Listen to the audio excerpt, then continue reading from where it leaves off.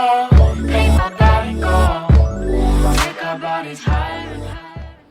Bom dia, galera. Vamos lá. Aula de hoje, primeiro ano ensino médio, dando sequência daquela aula que nós tivemos na semana passada, né? Hoje a nova divisão internacional do trabalho, ok? Então, o que seria isso? Veja bem, a gente está trabalhando naquele sistema onde vem desde a velha divisão internacional do trabalho, que foi sustentada naquele princípio do período das grandes navegações, onde nós tivemos aquela estrutura, né? As metrópoles europeias que iriam se manter explorando as colônias, especialmente grande parte do continente americano, do continente asiático e também o norte da África, tá? Isso é o chamado período das grandes navegações, a fase do capitalismo comercial. Depois nós tivemos a fase do capitalismo industrial, a primeira parte, nós tivemos as fases da Revolução Industrial. Vimos a primeira fase da Revolução Industrial, onde a principal fonte de energia descoberta naquele período foi o carvão mineral. Já a segunda fase da Revolução Industrial, que nós também vimos, a principal fonte de energia descoberta foi o petróleo, que vai dar como resultado a gasolina e o óleo diesel, e também o uso da energia elétrica. Lembrando que a energia elétrica é produzida de diversas fontes, inclusive a fonte originária do petróleo, né? Aí nós tivemos, neste processo, os modelos de produção industrial diferenciados. Tivemos principalmente o Fordismo, né, que vai segurar aquela fase da produção em larga escala, produção em massa, né? Produzir para estocar, para esperar que futuramente um consumidor em potencial pudesse chegar e comprar aquela mercadoria, aquele produto. Isto vai até o final da Segunda Guerra Mundial, porque a gente vai ter, aonde eu quero entrar aqui agora, né, o pós-Segunda Guerra Mundial, a divisão internacional do trabalho vai ter uma nova roupagem, né, uma nova frente, que vai ser sustentado pelo sistema toyotista. Pois bem, esse sistema toyotista ele vai sair do Japão, né? O empresário japonês vai implementar o sistema toyotista exatamente que vai ser, vamos dizer assim, contrário ao sistema fordista. E por que isso acontece? Pelas seguintes situações. O Japão daria início a partir daí na sua reconstrução econômica do pós-Segunda Guerra Mundial, né? Você sabe que o Japão sofreu muito com o final da Segunda Guerra Mundial, principalmente, né, levando a questão das duas bombas atômicas lançadas nas duas cidades japonesas. Então, nessa questão, o Japão entraria no processo de reconstrução econômica do pós-guerra. E o sistema toyotista seria sustentado pela produção seria aqui e consumo, né? Produção e consumo no sistema de redes. O que seria esse sistema de redes? Seria o sistema de comunicação, tá certo? O sistema de comunicação, principalmente aperfeiçoar esse sistema de comunicação. Para quê? Eu coloco aqui o segundo tópico, para conhecer as necessidades dos consumidores, quer dizer, produzir o produto que realmente o consumidor estivesse precisando. Não seria baseado no sistema anterior, o fordista, onde produzia o produto e deixava lá, esperando uma hora que o consumidor chegasse. Nesse sistema toyotista, às vezes o consumidor chegava até a encomendar o produto que ele queria, dizer qual era a cor do automóvel que ele queria, né? O exemplo disso aí. Então, a questão não era produzir para esperar vender depois, era produzir e vender logo, não perder tempo com aquela mercadoria, esperando um possível consumidor, um possível comprador. Então, isso só é possível também pelo um bom sistema de comunicação nessa relação de produtor da mercadoria, consumidor da mercadoria. Isso leva também, como eu coloquei aqui, conhecer as necessidades dos consumidores, né?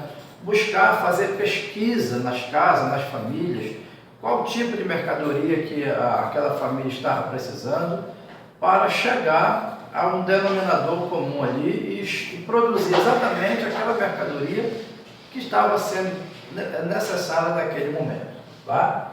Coloco aqui, por que isso? Porque isso evitaria principalmente o desperdício, né, de matérias-primas. A ideia, por exemplo, você produzia no sistema fordista 5.000 automóveis para vender por ano 1.000.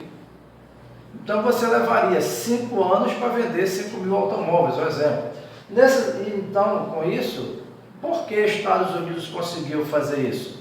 Porque Estados Unidos disponibilizava de uma grande quantidade de recursos naturais, principalmente recursos naturais minerais, né? Como ferro, bauxita, manganês. Já o Japão, no pós-guerra, não tinha essa disponibilidade. Vale a pena lembrar que grande parte da culpa pela Segunda Guerra Mundial veio dos japoneses, porque o Japão, por ser um país muito pequeno, com relação ao espaço físico, só lembrando, o Japão é, por exemplo, 28 vezes menor que o Brasil, ou o Brasil é 28 vezes maior que o Japão, com relação ao espaço físico. Então, o Japão é muito pequeno com relação ao espaço físico, político, territorial, e ele buscou, até a Segunda Guerra Mundial, ele buscou resolver essa carência, principalmente de matéria-prima industrial, ocupando terras na Ásia, né? Principalmente na grande parte da Ásia, o Sudeste Asiático, foi no passado colônia japonesa. E essa ocupação militar japonesa levava, por consequência, esses impactos, né? Porque o Japão buscava usufruir, extrair as matérias-primas dessas áreas que ele ocupava. E isso leva o mundo à Segunda Guerra Mundial, como eu disse há pouco. Parte da culpa pela Segunda Guerra Mundial, vamos dizer assim, vem do Japão. Terminada a guerra, o Japão não poderia mais expandir suas fronteiras pela força militar. Então ele teria que expandir pela força política e econômica. Quando? Como, melhor dizendo? Criando produtos, criando marcas, criando serviços e espalhando esses produtos, esses serviços, essas marcas, essas mercadorias no mundo ou pelo mundo. Vale a pena lembrar que isso, só lembrando da aula anterior, isso vai acontecer num período em que existia a Guerra Fria, né? Foi um momento, 45 anos da Guerra Fria, que foi basicamente toda a segunda metade do século passado, do século XX, foi o momento em que o Japão mais cresceu economicamente. Isso porque, durante a Guerra Fria, Estados Unidos e União Soviética ficavam medindo forças do ponto de vista político-militar, fabricando armas, coisas que o Japão não podia fazer. Ele ficou impedido, inclusive, até hoje, o Japão é proibido de investir maciçamente numa política militar. É proibido pela ONU, inclusive, que é chefiado pelos Estados Unidos lá. O Japão, até hoje, os Estados Unidos têm uma média de 15 a 20 mil militares permanentes dentro do território japonês. Os Estados Unidos têm dentro do território japonês esses militares. Tranquilo? Então, nessa questão, o Japão não podia se expandir do ponto de vista militar. Com relação ao espaço físico, é muito pequeno, muito dependente e muito carente de matérias-primas industriais, então ele teria que produzir o máximo, consumindo o mínimo possível de matérias-primas. Para isso era produzir o produto ou o serviço, a mercadoria, que o consumidor estivesse pronto para comprar. Naquele momento, a questão seria o estoque zero de produtos industriais fabricados, né? Sem aquela lógica do Fordismo, que era produzir e estocar para vender depois. Tranquilo? E isso só seria necessário com o aperfeiçoamento do sistema de transportes e da comunicação.